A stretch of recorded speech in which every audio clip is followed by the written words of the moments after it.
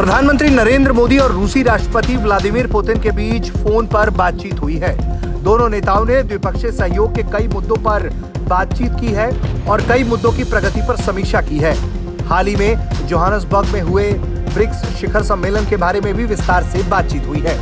PM Modi और राष्ट्रपति Putin के बीच क्षेत्रीय और वैश्विक मुद्दों को लेकर अच्छी खासी बातचीत हुई है। राष्ट्रपति पुतिन ने 9-10 सितंबर 2023 को नई दिल्ली में G20 शिखर सम्मेलन में भाग लेने में असमर्थता जताई है और बताया है कि रूस का प्रतिनिधित्व रूस के विदेश मंत्री सर्गेई लावरोव करेंगे।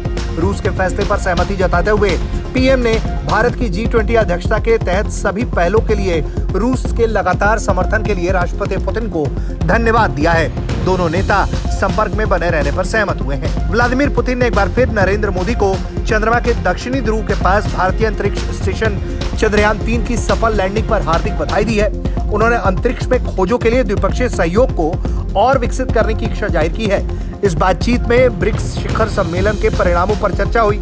साथ ही सम्मेलन में हुए समझौतों के महत्व पर मुख्य रूप से ब्रिक्स के विस्तार पर जोर दिया गया। दोनों पक्ष 1 जनवरी 2024 से शुरू होने वाली रूस की ब्रिक्स अध्यक्षता के संदर्भ में करीबी बातचीत पर सहमत हुए।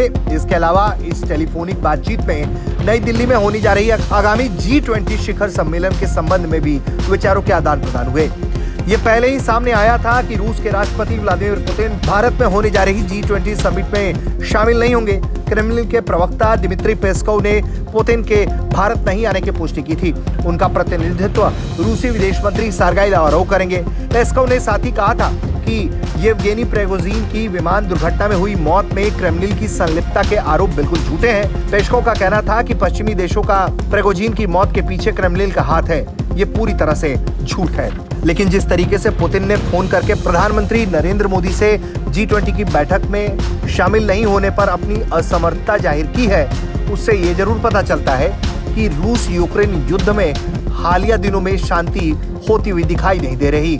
अगर इस दिशा में कदम बढ़ने होते तो भारत उपयुक्त मंच हो सकता था, जहां अमेरिका और रूस आपस में बैठकर बात कर सकते थे। लेकिन ऐसा होना अब संभव दिखता नहीं है। ब्यूरो रिपोर्ट, भारत तक।